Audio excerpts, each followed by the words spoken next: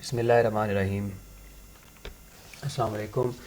हमारा एक next important long question है और एक फ़ेमस क्वेश्चन है, इसलिए कि ये मैट्रिक के अंदर भी मेरे ख्याल में मौजूद है। इसकी डेरिवेशन थोड़ी सी यहाँ पे लेंथी है, थोड़ा सा ये ज़्यादा डिटेल में है, लेकिन ये क्वेश्चन जो है ये एक बेसिक क्वेश्चन है और बच्चे जो हैं ये आमतौर पे इससे काफ़ी ज़्यादा मानूस हैं। क्वेश्चन की स्टेटमेंट है, show that when a body is dropped from a certain height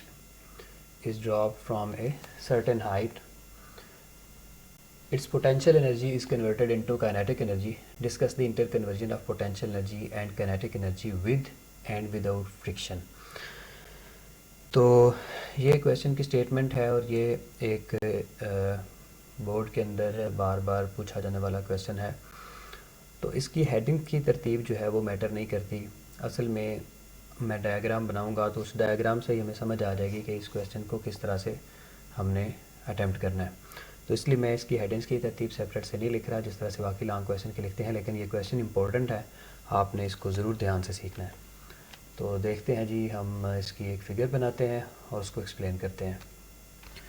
तो ये मैं फ़िगर ड्रॉ करता हूँ और साथ साथ ही उसको एक्सप्लेन करता जाता हूँ।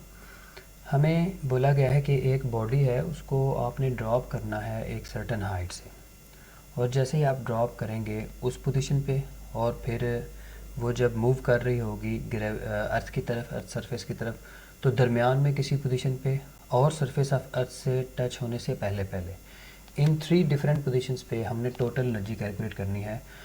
और वो टोटल एनर्जी जो है, डेफिनेटली किसी भी सिस्टम की टोटल एनर्जी हमेशा कांस्टेंट रहती है। तो यही हमने इसमें प्रूव करना है कि लेट्स से कि मेरे पास एक बॉडी है। देखें ज़रा, हमारे पास लेट्स से एक बॉडी है जिसका मास m है और ये अर्थ से h हाइट पे है। ये जो हाइट है इसकी सरफेस ऑफ अर्थ से, ये h हाइट है, ये देखें h हाइट के ऊपर ये पड़ी हुई है। जहाँ पे ये पड़ी हुई है अभी फ़िलहाल, इसको हम पोजीशन A का नाम दे रहे हैं। तो ये पोजीशन A के ऊपर मौजूद है। हम इसको पोजीशन A से ड्रॉप करते हैं। जैसे ही ड्रॉप करेंगे तो ये मूव करना स्टार्ट करेगी और ये पोजीशन B पे पहुंचेगी और पोजीशन B पे ये रुकेगी नहीं, बल्कि ये कंटिन्यूसली आगे चलती जाएगी और जाके हिट करेगी कहाँ पे, सरफेस ऑफ अर्थ को। किस पोजीशन पे? C पोजीशन पे। तो ये 3 डिफरेंट पोजीशंस आ गई। अब ये जो पोजीशन B से सरफेस ऑफ अर्थ की जो हाइट है, ये हाइट बनती है लेट्स से, हाँ जी देखें, लेट्स से कि पोजीशन A से B तक जो उसने डिस्टेंस ट्रैवल किया है उसको अगर हम x का नाम दे देते हैं, तो पोजीशन B से C तक उसकी जो हाइट बनेगी वो बनेगी h माइनस x। तो ये हमारे पास एक बॉडी है। मैं फिर से एक्सप्लेन कर देता हूँ इसको कि वो पोजीशन A के ऊपर मौजूद है। पोजीशन A से हमने उसको ड्रॉप करना है। पोजीशन A के ऊपर अगर आप उसकी इनिशियल वेलोसिटी देखते हैं तो वो 0 है। VA के ऊपर उसकी इनिशियल स्पीड या इनिशियल वेलोसिटी जो है वो 0 के बराबर है। यहाँ से हमने इसको ड्रॉप किया तो ये ड्रॉप होने के बाद मूव करना शुरू कर रही है। पोजीशन B से ये गुजरेगी, मूव करती हुई गुजरेगी, और हम इसको मोशन के दौरान ही स्टडी करेंगे। ये याद रखना है कि पोजीशन B जो है ये भी मोशन के ड्यूरिंग द मोशन हम उसको ऑब्जर्व कर रहे हैं। पोजीशन C भी ये ड्यूरिंग द मोशन ही है, ये रेस्ट पे नहीं गई अभी। It is just, position C is just before touching the surface of earth है ये पॉइंट जो है। तो इसका मतलब पोजीशन C के ऊपर भी उसकी वेलोसिटी 0 नहीं मानी जाएगी, बल्कि हाईएस्ट वेलोसिटी होगी। क्यों होगी वो हमें पता है कि जैसे जैसे कोई बॉडी नीचे गिरती है तो उसकी स्पीड बढ़ती है, तो इसलिए C पे उसकी वेलोसिटी हाईएस्ट होगी। तो ये हमारा टास्क है कि पोजीशन A है, पोजीशन B है और पोजीशन C है। ठीक है, लेट्स से कि मैं इसको M बोल देता हूँ। ऊपर हमने इसको M कहा था, इसको भी M कहा था। मतलब ये बॉडी का मास है और ये इसकी पोजीशन B है और ये इसकी पोजीशन C है। तो ये हमारे पास एक फ़िगर है। इस फिगर को हम सामने रखते हैं और इस फिगर को देखते हुए हम क्वेश्चन को अटेम्प्ट करते हैं। तो पहले मैं थोड़ा सा इसको फिगर को एक्सप्लेन कर देता हूँ कि let consider we have a body of mass m। जी, तो हम इस फिगर की एक्सप्लेनेशन जो है इसको लिख चुके हैं कि let consider a body of mass m which is drop from the position A. Position A से इसको ड्रॉप किया गया, यही वजह है कि पोजीशन ए के ऊपर उसकी इनिशियल वेलोसिटी जो है उसको हमने 0 लिखा है।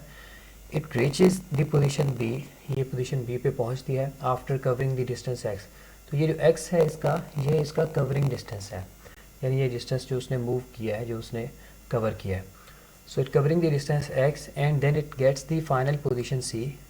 So after passing through the b, it is going toward the position c and it will get the final position c.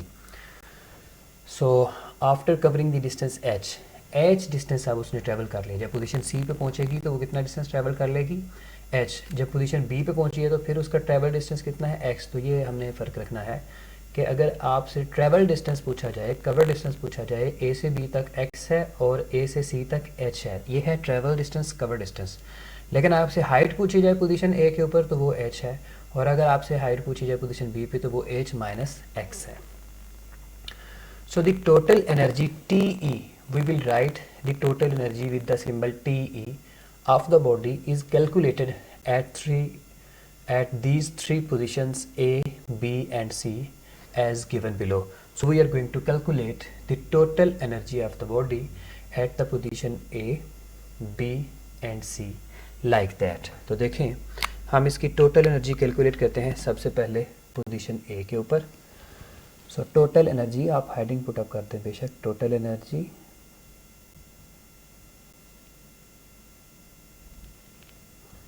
Total energy का मतलब है TE at position A। So position A के ऊपर उसकी टोटल एनर्जी जो है वो हम निकाल रहे हैं। That will be written TE, subscript में A आ गया, total energy at position A, वो बराबर होगी potential energy at position A plus kinetic energy at position A। So total energy at position A will be equivalent to potential energy at position A will be written by the formula mgh, हम उसको mgh से लिख सकते हैं, और kinetic energy जो है वो बराबर आएगी हाफ mv a स्क्वायर। अब पोजीशन A के ऊपर उसकी चूँकि स्पीड और वेलोसिटी 0 है, उसको 0 लिख लें। सो total energy at position A will be equivalent to mgh plus 0 सबसे मल्टीप्लाई होकर 0 बना देगा, तो हमारे पास वैल्यू आ जाएगी mgh। इसको आप इक्वेशन 1 की फॉर्म में स्टोर कर लें। तो मैंने टोटल एनर्जी निकाल दी है पोजीशन A के ऊपर जो कि mgh के बराबर आई है।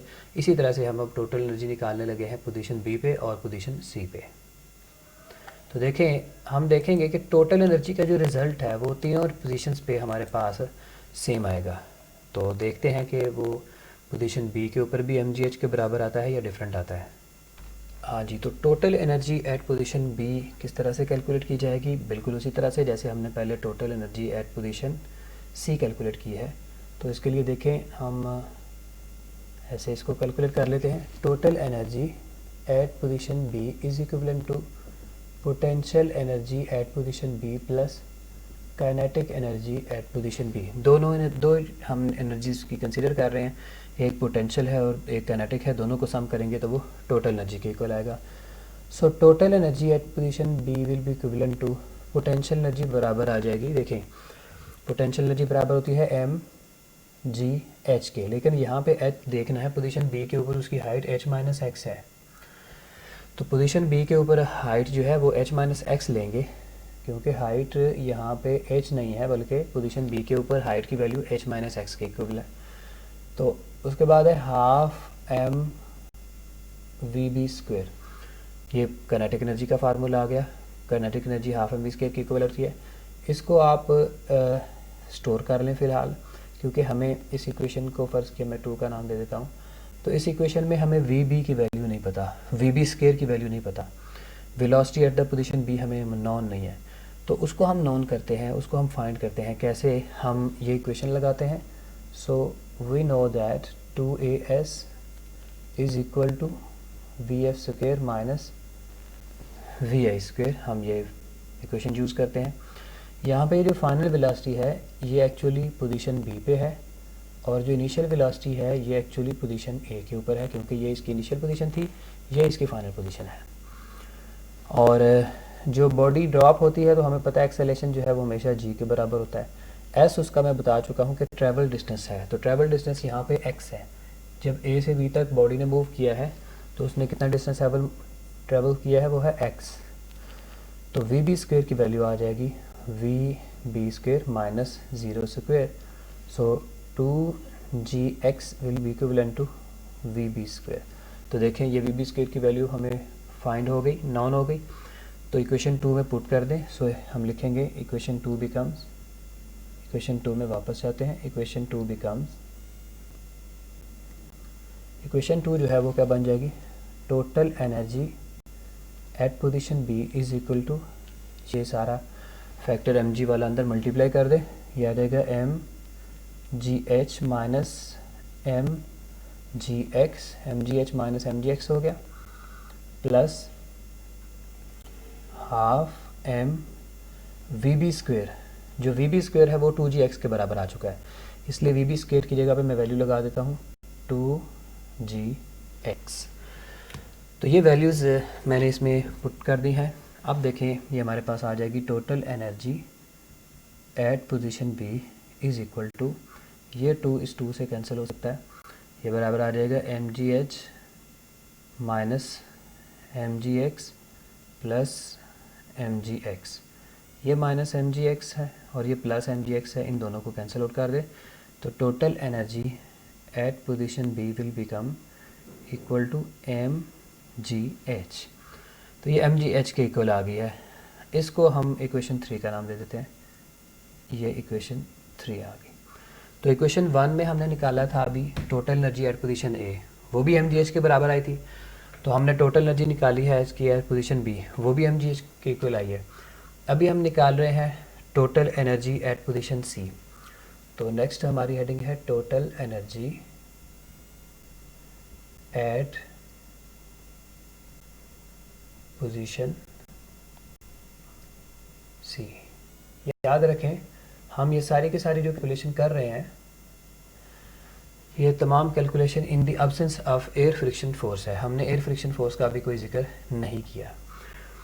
तो अब total energy at position C जो है वो किसके इक्वल आएगी, total energy at position C that will be equivalent to total energy at position C is equal to potential energy at position C plus kinetic energy at position C।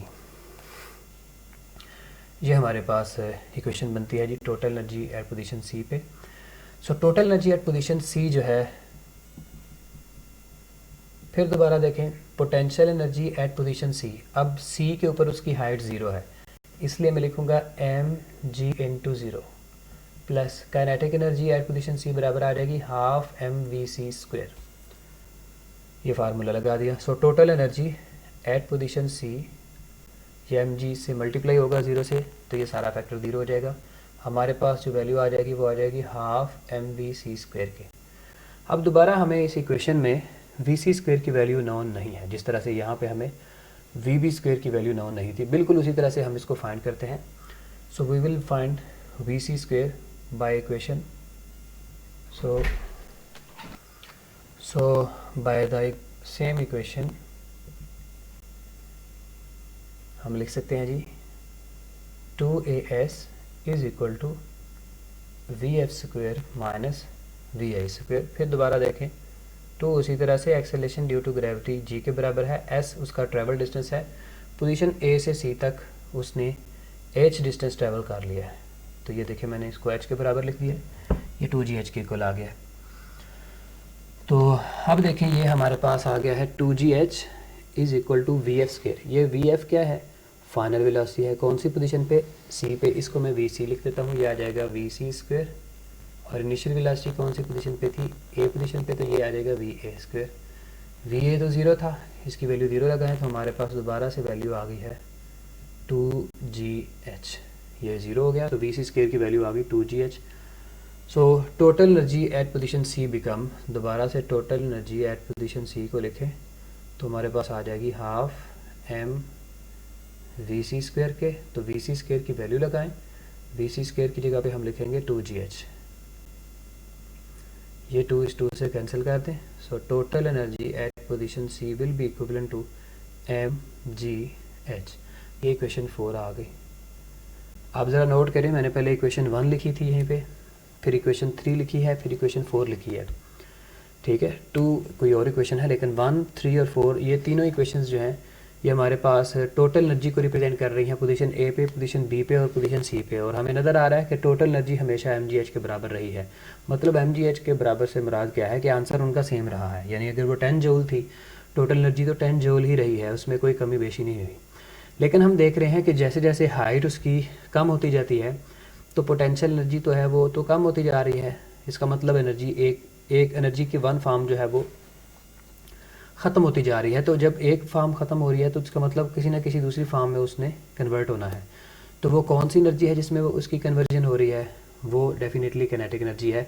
तो इसलिए हम बोलते हैं कि हमें इस पूरी डिस्कशन से क्या रिज़ल्ट मिला है कि actually the total energy of the any of the system are especially the body in for the freely falling body, the total energy of the body will remain constant, but its potential energy will be lost and its kinetic energy will be gained. So we could say the conclusion is that the during falling of the body there is loss of potential energy and that is equivalent to it's kinetic energy. तो ये conclusion हम लिख लेते हैं जो अभी हमने देखा है, ये in the absence of air है।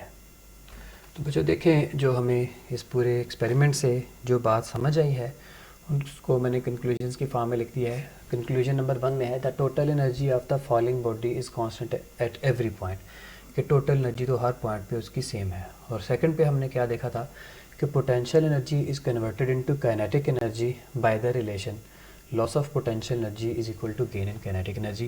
तो डेफिनेटली अगर टोटल एनर्जी उसकी कांस्टेंट है, एक एनर्जी लॉस भी हो रही है, तो डेफिनेटली वो जो लॉस आ रहा है एक एनर्जी में तो वो दूसरी फॉर्म में डेफिनेटली कन्वर्ट हो रहा होगा। तो इस रिलेशन के तहत एनर्जी जो है वो कन्वर्ट हो रही है कि जितना लॉस होगा पोटेंशियल एनर्जी में उतना ही गेन होगा काइनेटिक एनर्जी में। लेट्स से कि मैं इस जो पहली पॉइंट ए के ऊपर उसकी जो हाइट थी उसको H1 बोल देता हूँ, और जो पॉइंट बी के ऊपर उसकी जो हाइट है वो H2 बोल देता हूँ। जो लॉस है पोटेंशियल एनर्जी में, तो लेट्स से इन दोनों पोजीशंस के ऊपर उसकी पोटेंशियल एनर्जी निकालते हैं। तो देखें, मैं पोजीशन ए के ऊपर उसकी पोटेंशियल एनर्जी आएगी mgh1 minus mgh2। Let's say कि ये 10 जूल है और ये 4 जूल है, ये 10 जूल है और ये कितनी है 4 जूल। तो 10 माइनस 4 किया तो कितना आया 6 जूल के बराबर। इसका मतलब इतनी एनर्जी इसकी लॉस हो गई है। और गेन किसके बराबर आएगा, गेन इन काइनेटिक एनर्जी आएगा हाफ। अब देखें इसमें लिखूँगा हाफ, फाइनल पोजीशन पे जो उसकी काइनेटिक एनर्जी है वो V2 स्क्वायर आएगी, और जो इनिशियल पोजीशन पे उसकी काइनेटिक एनर्जी है वो आएगी हाफ mv1 स्क्वायर।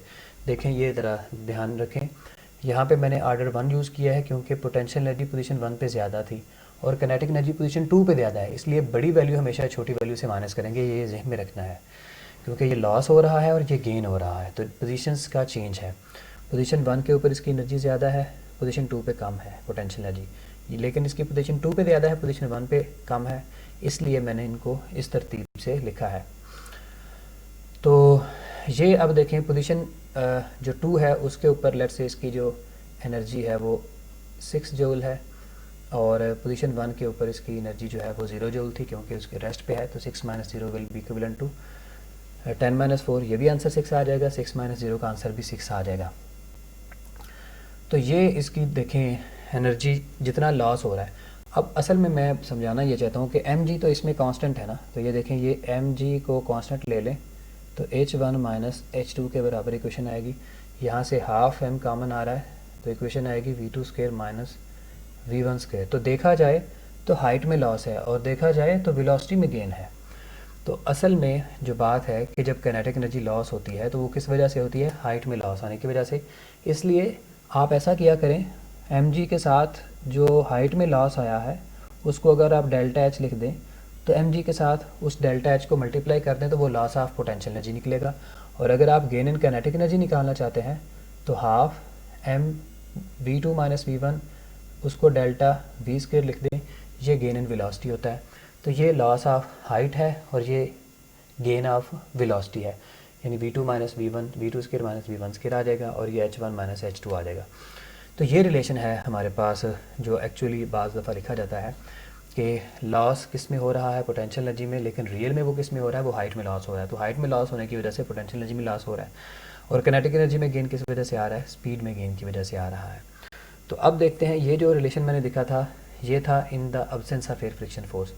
अगर एयर फ्रिक्शन भी मौजूद हो तो लेट्स से कि पोटेंशियल एनर्जी यहाँ पे इस पोजीशन पे 10 जूल थी, तो काइनेटिक एनर्जी जो हमें यहाँ पे मिलेगी वो 8 जूल मिलेगी।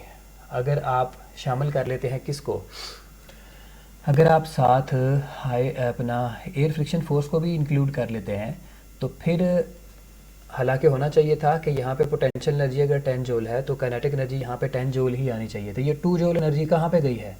देखें, जब भी कोई चीज़ मूव करती है तो एयर के साथ उसकी फ्रिक्शन आती है, एयर उसको स्टॉप करने की कोशिश करती है। जब भी आप बाइक वगैरह पे या किसी और एक स्पीडीली बॉडी के ऊपर सफ़र करते हैं, मूव करते हैं, राइड करते हैं, तो आप देखते हैं कि एयर फ्रिक्शन फोर्स जो है वो आपको स्टॉप कर रही है। तो ये बॉडी जब नीचे गिरेगी तो एयर फ्रिक्शन फोर्स उसको भी स्टॉप करेगी।